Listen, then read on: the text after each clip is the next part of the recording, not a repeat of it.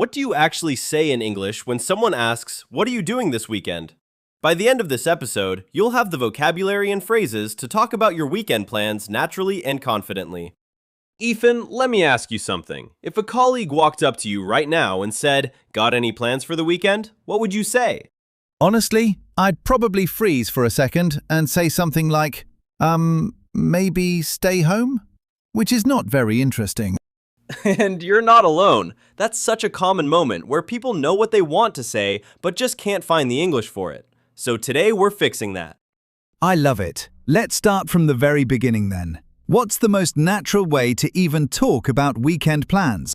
The first thing to know is the difference between something you've already arranged and something you're just thinking about.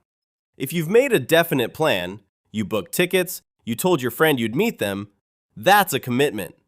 A commitment is something you've promised or agreed to do. So if I've already bought cinema tickets for Saturday, that's a commitment. Exactly. You can't easily back out of it. But if you're just thinking, maybe I'll go to the park, that's more of an intention. An intention is something you'd like to do, but haven't fully decided or arranged yet. Oh, that's a useful distinction. So I might say, I have a commitment on Saturday morning, but I'm free in the afternoon. And that tells someone exactly where they stand. Perfectly put. And knowing the difference helps you make plans with others without confusion. You avoid that awkward situation where two people think they're meeting and then one of them had something else going on. I've been in that situation. It's not fun. Okay, so how do we talk about the things we actually want to do on weekends? Let's talk about activities. Weekends often fall into a few categories. Some people use the weekend to recharge. And recharge just means to restore your energy, like charging a phone that's run down. So staying home, sleeping in, doing nothing particularly demanding, that's recharging. Exactly. And there's a great phrase for this kind of weekend, a low-key weekend. Low-key means relaxed, calm, without a lot of activity or social pressure. I love a low-key weekend. Just cooking at home, maybe watching something, no big plans. Most people do, honestly. And then on the other side, some weekends are packed. Packed just means completely full, with activities lined up one after another. Like when you have brunch with one friend, then a birthday party in the afternoon, then dinner plans in the evening. That's a packed weekend. And by Sunday night, you're somehow more exhausted than you were on Friday. Every time. You wonder why you said yes to everything. Which brings us to something really important, learning to talk about your availability. Availability just means whether you're free or busy at a certain time. And how do native speakers usually ask about this? You'll hear things like, "Are you around this weekend?" Around just means available, present, not away somewhere. Or, "Are you free on Saturday?" Or even, "What does your weekend look like?" That last one is very natural and casual. What does your weekend look like? I really like that one. It sounds so relaxed. It's one of my favorites. And to answer it, you might say, "It's pretty open," meaning you don't have many plans. Or, "It's pretty full," meaning you're busy most of the time. What if you have mixed availability? Like Saturday is busy, but Sunday is free. Then you'd say something like, "Saturday I'm tied up, but Sunday works for me." Tied up is a great expression. It means you're busy, occupied, not available. Tied up. So it's not a commitment exactly, it's just, you're not free? Right. You might be tied up with a family obligation, or work, or just personal things you need to take care of. It doesn't have to be a specific event. I like that it's a bit vague. Sometimes you don't want to explain everything. Exactly. I'm tied up on Saturday. Polite, clear, and no further explanation needed. Now let's talk about making plans with someone. This is where a lot of learners feel uncertain. How do you actually suggest doing something in English? Yeah, because you don't want to sound too formal, but you also don't want to be confusing. The most natural way is to use how about or what about. So you might say, "How about grabbing coffee on Sunday?" Or, "What about catching a movie this weekend?" Those sound really casual and friendly, not pushy at all. And the person can respond with, "That works for me," "I'm in," or "Let's do it," all of which mean yes. Or they might say, "I'll have to check," meaning they need to look at their schedule before confirming. What about when you need to cancel plans you've already made? That's always a tricky conversation. It is, and this is where our first phrasal verb comes in. Bail on.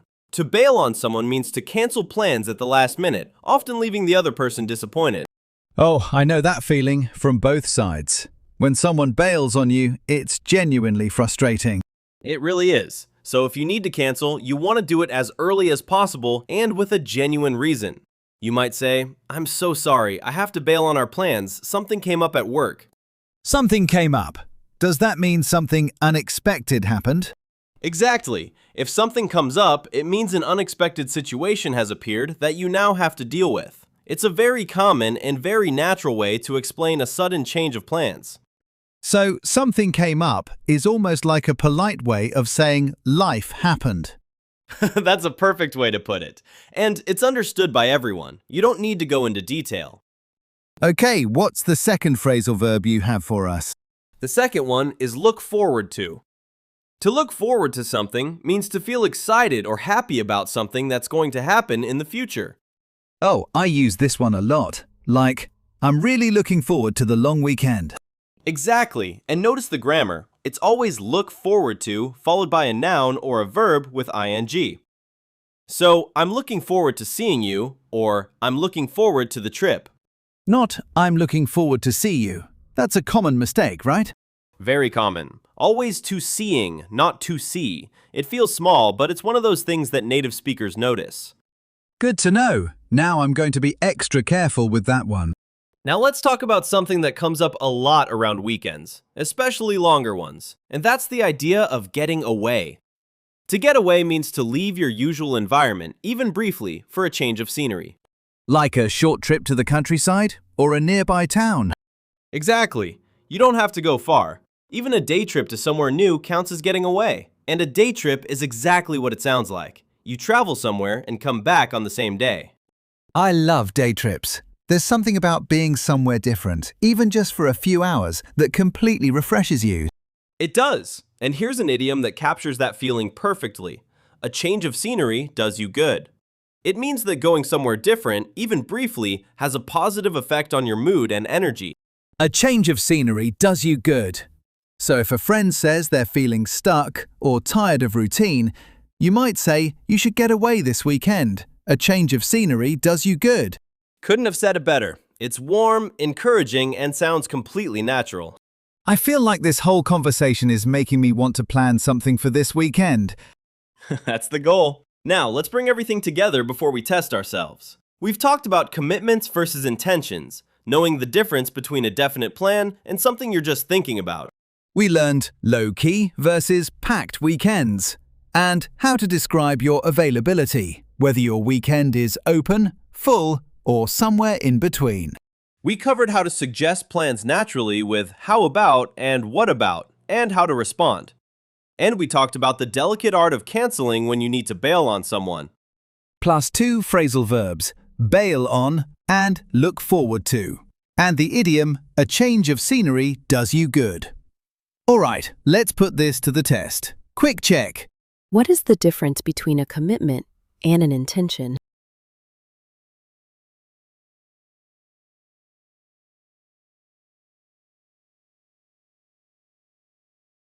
If someone asks, "Are you around this weekend?" What does around mean?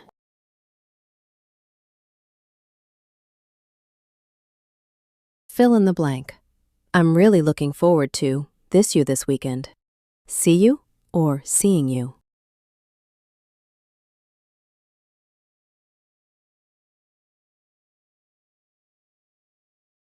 The correct answer is seeing you. After look forward to, you always use the ing form, looking forward to seeing you. What does it mean to bail on someone?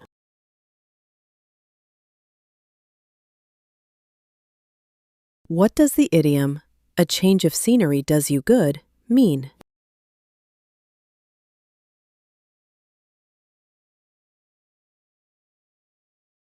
Great work. Let's bring it all home. Talking about weekend plans is one of the most common conversations you'll have in English, and now you have the tools to do it confidently.